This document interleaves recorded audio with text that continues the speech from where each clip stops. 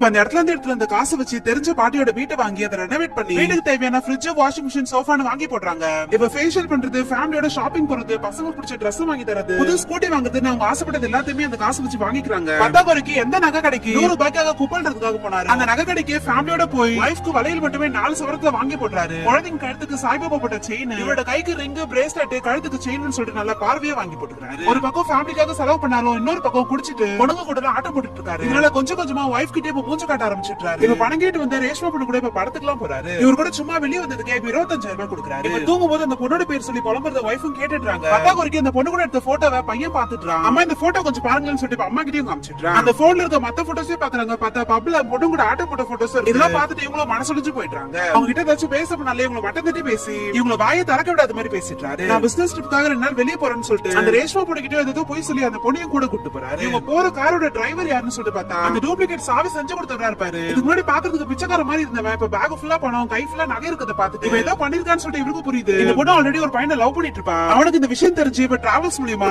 அந்த டிரைவருக்கு கால் பண்ணி எங்க இருக்காங்கன்னு சொல்லிட்டு கேக்குறான். இப்ப அந்த வண்டி ஓட்டுறவரும் இவ ஏதோ ஃப்ராட் தர பண்றா, பை ஃபுல்லா பணத்தை வச்சிருக்கான், அந்த பொண்ணு வேற கூட இருக்கா, இந்த இடத்துல இருக்குன்னு சொல்லிட்டு எல்லாத்தையுமே சொல்லிட்டாரு. இப்ப அவரோட ஃப்ரெண்ட்ஸ் எல்லாம் சேர்ந்து உன்னோட லவர் அவன் தள்ளிட்டு போயிட்டான்னு சொல்லிட்டு கிண்டல் பண்ற மாதிரி பேசிட்டு இருக்காங்க. கோபப்பட்டு இவனும் அவங்க போட்டு பயங்கரமா அடிச்சிட்டான். இவங்க எல்லாருமே போலீஸ் அரெஸ்ட் பண்ணி கூட்டு போயிடுறாங்க. போலீஸ் கிட்ட என்னதுக்கு பிடிச்சீங்க, அவனை போய் பிடிங்க, ஒரு குப்பாள்றவங்க கிட்ட எப்படி இவ்வளவு காசு வரும், நீங்க முதல்ல அவங்க கிட்ட போய் விசாரிங்கன்னு சொல்லிட்டு சொல்றான். இன்னொரு பக்கம் இவங்களும் ஹோட்டல் ரூம் எடுத்து தங்கிடுறாங்க. இப்ப திடீர்னு போலீஸ் உள்ள வந்து இவரை போட்டு அடிச்சிட்டு இவரோட பேக்கை செக் பண்ணி பார்த்ததுல நிறைய காசு இருக்கும், உனக்கு ஏதா இவ்வளவு காசுன்னு சொல்லிட்டு பயங்கரமா போட்டு அடிக்கிறாங்க. இவரும் வழி தாங்க முடியாம இப்ப அந்த இடத்துக்கும் கூட்டு போயிடுறாரு. இப்ப அந்த போலீஸ்காரனும் கையை விட்டு எடுக்க முடிச்ச மொத்த காசு எடுத்து வந்து அவரோட கார் டிக்கில போட சொல்றாரு. இப்ப காசு மொத்தத்தையும் எடுத்து முடிச்சதும் இவர்கிட்ட இருக்க எல்லாரும் அங்கேயும் புடுங்கிட்டு இந்த விஷயத்தை என்கிட்ட சொன்னா கொண்டுடுவேன்னு சொல்லிட்டு அங்க கிளம்பிட்டாரு. வீட்டுக்கு போய் பார்த்தா பொண்டாட்டியை காணோம், எங்க போயிட்டாங்கன்னு சொல்லிட்டு விசாரிச்சு பார்த்தா அவங்க கிராமத்துக்கே போயிட்டாங்கன்னு சொல்லிட்டு சொல்றாங்க. கிராமத்துக்கு போனா பொண்டாட்டி அதுக்கப்புறம் நாங்க வரமாட்டேன், நீ அந்த பணத்தை வச்சுட்டு வாழுது உங்க கூட எல்லாம் வாழ முடியாதுன்னு சொல்லிட்டு சொல்லிட்டாங்க. இன்னொரு பக்கம் இவரோட பையனுக்கும் இவரை பத்தி தெரிஞ்சதால இவரோட முகத்தை கூட பார்க்க விரும்பாம இப்ப தங்கச்சி கூட்டிட்டு போயிட்டான். இன்னொரு பக்கம் இவர் கொடுத்த காசு எல்லாம் சேர்த்து வச்சு ரேஷ்மாவும் அவரோட லப்பருக்கு ஆட்டோ வாங்கி கொடுத்து 2 பேருமே ஜோடியா இப்ப சந்தோஷமா போறாங்க. இவருக்கு நல்ல ஃபேமிலி, காசு பண்ண எல்லாம் கிடைச்சோம். இவரோட ஊதாரித்தனத்தால இப்ப நடுத்தருன்னு நின்னுட்டு இருக்காரு. இன்னொரு பக்கம் அந்த காசை திருப்பி அந்த போலீஸ்காரனும் அவ்வளவு காசு இருக்கிறத நினைச்சு ரொம்ப சந்தோஷமா இருக்கான். பார்த்தா அன்னைக்குதான் மோடிஜி 500 ரூபாய் 1000 ரூபாய் நோட்ல பேன் பண்ணிருப்பாரு.